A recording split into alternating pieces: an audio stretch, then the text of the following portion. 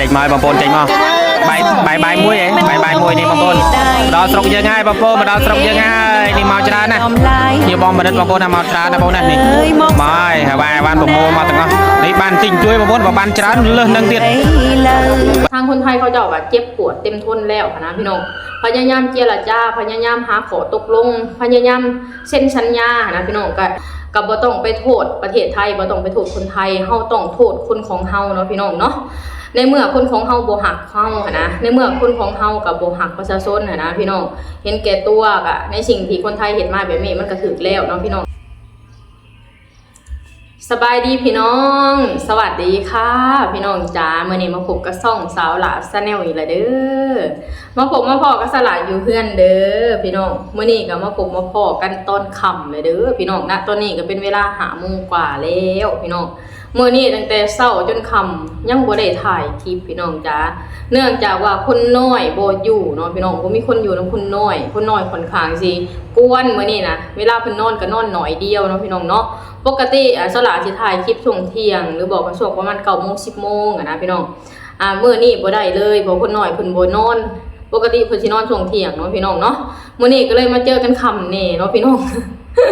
แบบนี้แหละพี่น้องวิถีชีวิตแม่ลูกอ่อนเนาะพี่น้องเนาะถ้าหากว่าลูกบ่นอนหรือว่าลูกงอแงก็เฮ็ดหยังบ่ได้เลยเนาะพี่น้องเนาะ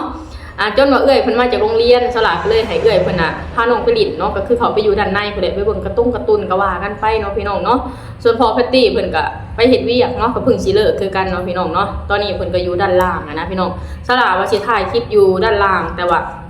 แสงมันเริ่มเบิดแล้วนะพี่น้องมันแบบมันมืดนะพี่น้อง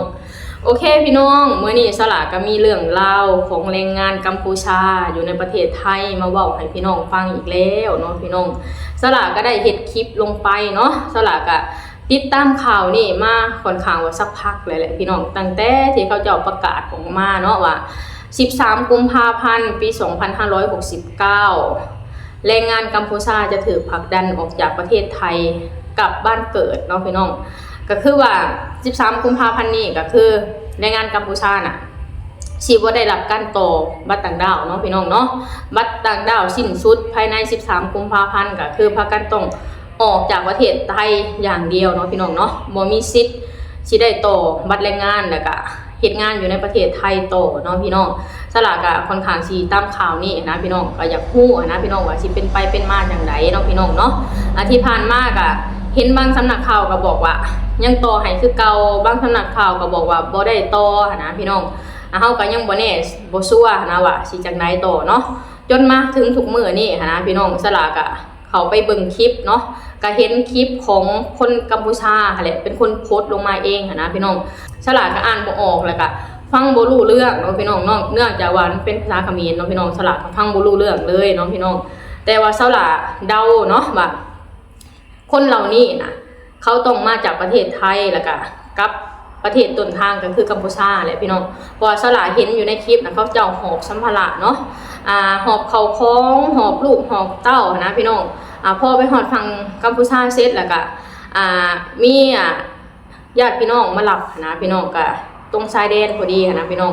สลาเขาไปเบิ่งสลาก็เห็นคลิปแล้วสลาก็เลยเอาคลิปนะมานำเสนอต่อนะพี่น้องเห็นแล้วก็มีความรู้สึกว่าสงสารนะพี่น้องเรื่องเล่านี่นะพี่น้องคนที่ได้รับผลกระทบที่สุดก็คือประชาชนเนาะพี่น้องเนาะคือฮู้เนาะไทยกับกัมพูชาก็มีเรื่องผิดพลาดกันนะพี่น้องจนถึงขั้นว่าสู่โลกนะพี่น้องปะทะกันเนาะก็เฮ็ดให้เกิดมีความสูญเสียแล้วก็เสียหายหลายอย่างเนาะพี่น้องเนาะบ่ว่าสิเป็นเสียทรัพย์สินบ้านเรือนแล้วก็สิ่งที่สำคัญที่สุดก็คือเสียทหารเสียประชาชนนี่แหละพี่น้องทางคนไทยเขาจะว่าเจ็บปวดเต็มทนแล้วนะพี่น้องพยายามเจรจาพยายามหาขอตกลงพยายามเซ็นสัญญานะพี่น้องก็เฮ็ดมาทุกวิธีทางแล้วนะพี่น้องมันก็บ่ดีขึ้นแล้วก็บ่มีคำว่าสิจบลงนะพี่น้องฟังเสียงสุดท้ายก็คือต้องบีบแรงงานกัมพูชาออกจากประเทศไทยนะพี่น้องถ้าหากว่าเสียหายอยู่ต่อเนาะพี่น้องมันก็คือบ่แม่นความมั่นคงของประเทศเนาะพี่น้องสลากก็เข้าใจคนไทยเด้ที่เขาเจ้าตัดสินใจแบบนี้นะพี่น้องในเมื่อเฮาบ่ถือกันแล้วในเมื่อเฮาบ่ฮักกันแล้วเฮาก็บ่จำเป็นต้องอยู่นํกันนะพี่น้องในเมื่อเจ้าบ่ดีกับคนไทย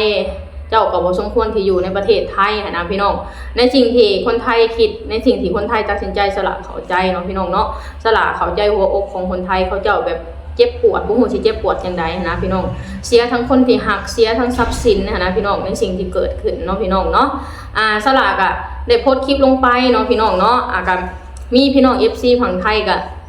มาแสดงความคิดเห็นเนาะพี่น้องเดี๋ยวเฮามาส่งความคิดเห็นของพี่น้องไทยหลังจากที่หูข่าวแรงงานกัมพูชาทยอยกลับบ้านเนาะพี่น้องเนาะสละก็สิอ่านคอมเมนต์บางส่วนให้พี่น้องฟังเด้อว่าทางพี่น้องไทยเขาเจ้ามีความรู้สึกแบบใดกับเหตุการณ์ที่เกิดขึ้นเนาะพี่น้องเนาะมาเริ่มกันที่คอมเมนต์แรกเนาะมันเป็นเรื่องที่น่ายินดีสำหรับคนไทยเป็นอย่างยิ่งเขา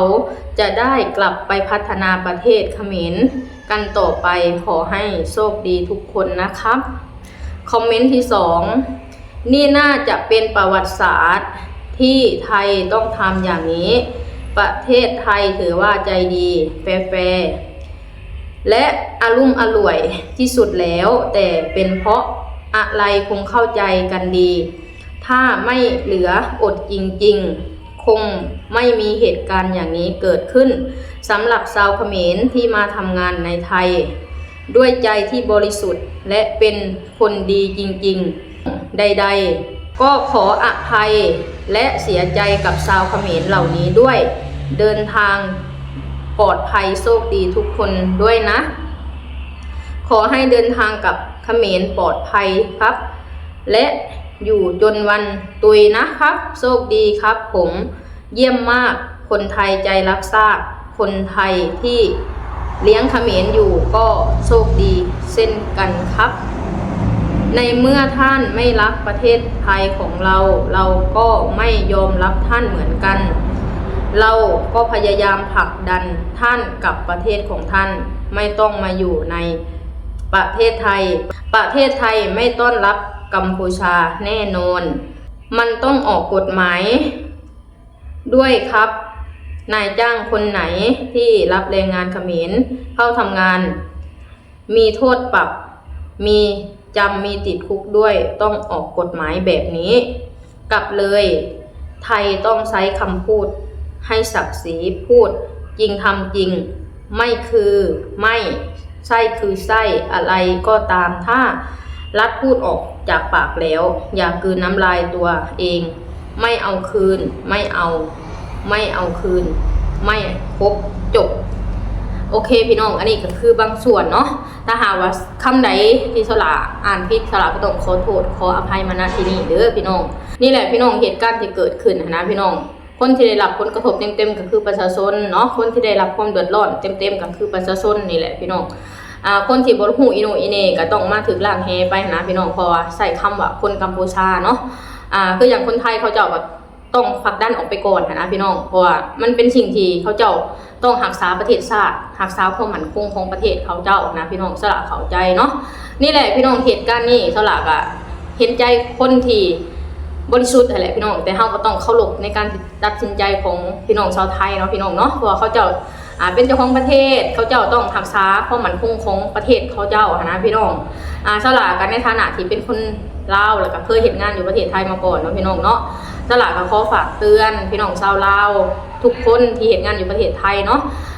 ให้อยู่แบบตามกฎหมายของเพิ่นเนาะพี่น้องให้อยู่ตามระเบียบกฎหมายอย่าไปสร้างความเหล่าสารอย่าไปสร้างปัญหาให้ประเทศไทยเนาะพี่น้องเนาะเพราะว่าเฮาต้องพึ่งพาประเทศไทยอีกยาวนานใช้คำว่าถึงสัวลูกสัวหลานเนาะพี่น้องเนาะเฮาสมควรสร้างแต่มิตรภาพที่ดีสร้างแต่ความดีอยู่ให้เขารักอยากให้เขาคิดถึงดีกว่าเนาะพี่น้องเนาะนี่แหละพี่น้องเหตุการณ์นี้มันก็เป็นสิ่งที่แบบหน้าพดหูสลดใจได้พี่น้องในสิ่งที่คนทำมาหากินนะพี่น้อง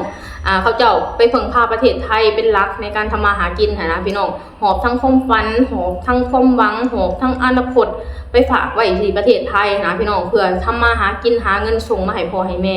ส่งมาเลี้ยงลูกส่งมาสร้างหลักฐานชีวิตที่มั่นคงอยู่ประเทศของนะพอมันเกิดเหตุการณ์แบบนี้แล้วนะพี่น้องเขาก็ต้องยอมรับในสิ่งที่มันเกิดขึ้นเนาะพี่น้องเนาะก็บ่ต้องไปโทษประเทศไทยบ่ต้องไปโทษคนไทยเฮาต้องโทษคนของเฮาเนาะพี่น้องเนาะ